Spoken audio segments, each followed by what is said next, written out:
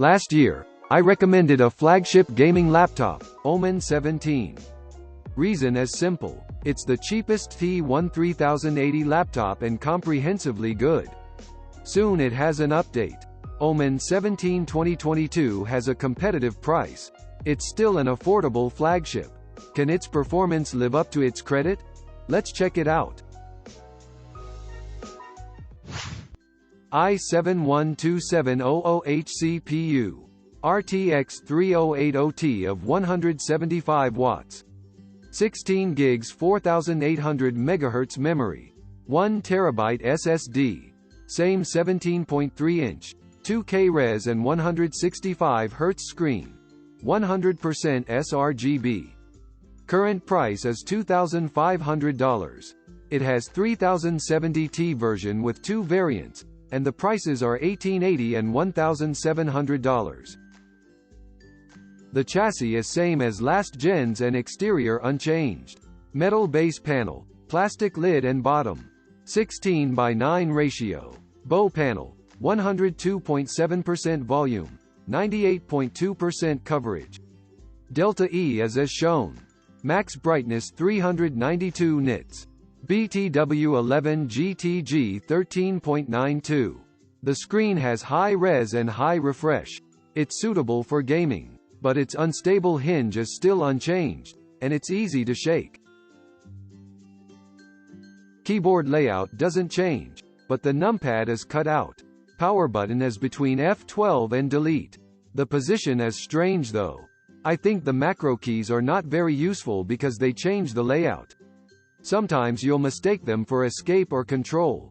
H45 models have film keyboard 4-zone RGB, non-conflict keys. But the optical switch is cancelled. That's a pity.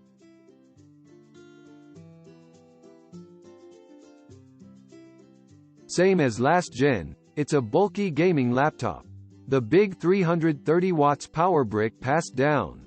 Special as it looks, for its practicality, it needs to lose weight because it is too cumbersome. 2 USB-A 3.2 Gen 1 on the right. Most are on the left, and are enough for use. Note that this gen's Thunderbolt 4 has PD charge. 65 watts for power off and 100 watts for power on charging. Next comes CPU test. I think you have known i7-12700H. It got 671 points in R20 single thread. New micro architecture greatly boosts single core. In loop test, it got 6,000 and dropped to 5,900. It's about 700 higher than last year's.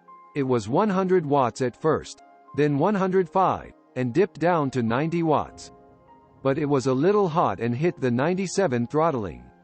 Encore power was 7 to 8 watts. Needs to be optimized. Next is RTX 3080Ti of 175 watts, with dynamic boost. This is the most a gaming laptop can have. Time SPI was 12,960, FSE 16,583, superposition 8,405. A bit better than last year's 3080 for about 6%, what a minor boost.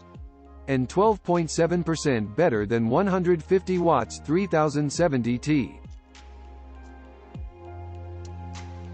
Next is gaming performance. It supports advanced Optimus, which is Mux Switch Hot Swap. In 3A games, 2K resolution, Tomb Raider 123, Metro 70 FPS. Even Cyberpunk and Warhammer 3 reached 60 FPS. Last year even 3080 couldn't handle 2K Ultra settings games. But with the update of CPU and GPU, that can be barely realized.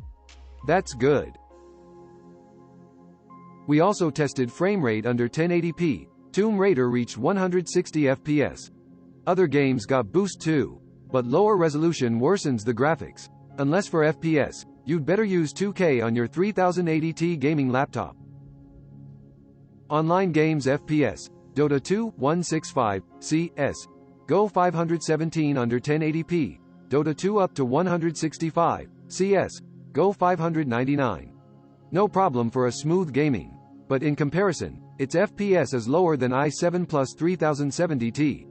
Maybe it's because high uncore power, 12 watts in Dota 2, so core power is low and thus clock is low. PS 927, A 937 and PR 872. Its PR score is higher than OMEN 16, but points of PS and A are similar. As to SpecView 2020, which is GPU heavy, OMEN 17 with 3080Ti is better. OMEN 17 2022 with powerful GPU is great for gaming. 3A games at 2K Ultra is not a problem. CPU power in online games needs to be improved.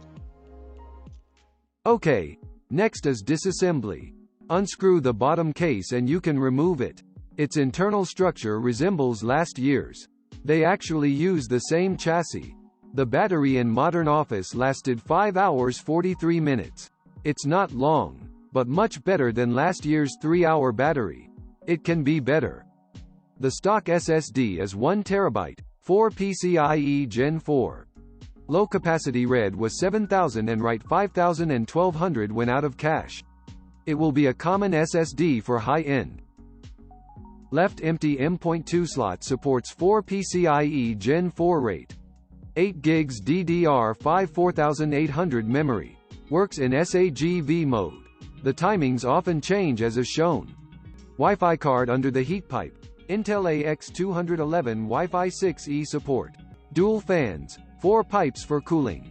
And a hidden heat pipe for power supply and VRAM. It did well last year.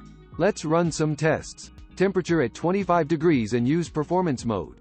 CPU package 82.5 and IA 44.4 watts, P3.3E 2.6 GHz. It's not very good. Its temperature and power are worse than last general. 12th gen core should be cooled with same thermals. Maybe it's because of thermals mounting or uneven thermal paste. GPU 74.8 degrees 175 watts 1552 MHz. CPU package 65 IA 56.7 watts. P2.9, E2.4 GHz. GPU 71.5 degrees, 145 watts, 1417 MHz. Dynamic boost off 65 and 150 watts. Temperature and clock didn't change. Keyboard is cool. It doesn't feel hot at all. But the noise is not that good. Noise reached 55.3 decibels, which is a bit loud. Engineering sample is certainly not good as production version. By official data, it's 80 plus 150. Our data is for your reference. In short, this laptop has good thermals. 210 watts is first rate among flagships. Thanks to its thick body, it has cool exterior. But note that noise is loud under load. You'll need a headset for shooter games.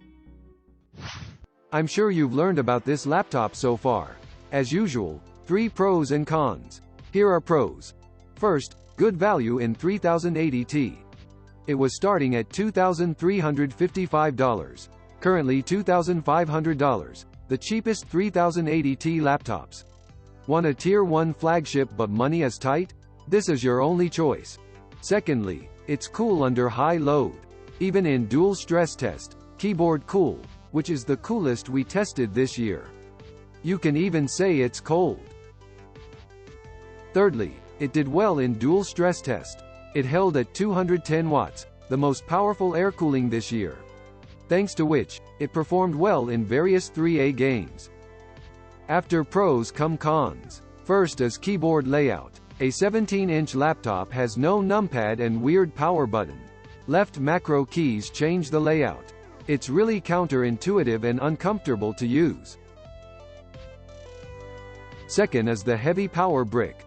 It's 1.26 kilos heavy, almost like an Ultrabook. Now phone and Ultrabook chargers are smaller, but gaming laptops are still big. We need some update. Third is the unstable screen hinge. This is an old question. When there's a little vibration, it's easy to shake. For a $1,600 flagship, it still needs to be polished. To sum up, OMEN 17 2022 remains the chassis, core specs update. So their pros and cons are similar. Performance boost comes from new hardware. The cost is low and it maintain a competitive price.